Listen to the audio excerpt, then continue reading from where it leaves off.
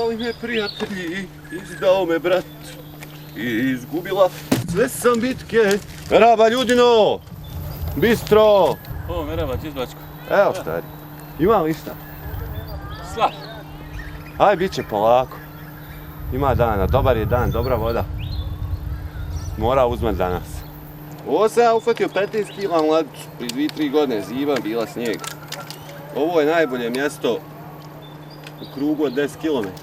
Nemoj vamo, ovo mi lovimo, da nam ne prepadneš ribu. Eto nam i Ramazan, dragi, dolazi.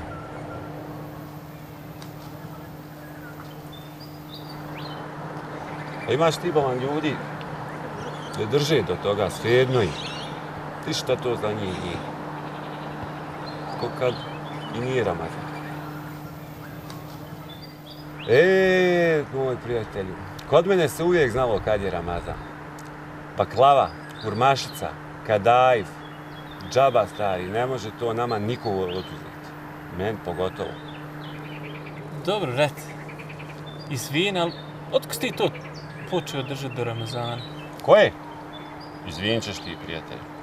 Ali kod Bačka se na mjesec dana prije Ramazana, na mjesec dana sav alkohol iz kuće izbaci. Samo kažem ženi, ženo, pobacaj sve, vozi iz kuće.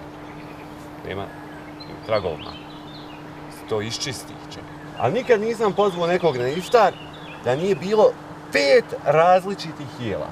Plus glavno jelo. Ne znam. Može bit da se ne sjećam, ali ne znam da je ikada bio Ramazan, a da me je mašio prvi, srednji i zadnji dan Ramazana da ne postoji.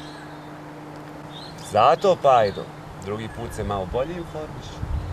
Drugi put se malo ne valja tako. Kad ti, šta ti.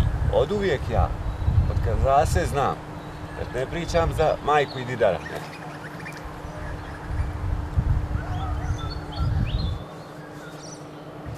A brate, čovjek.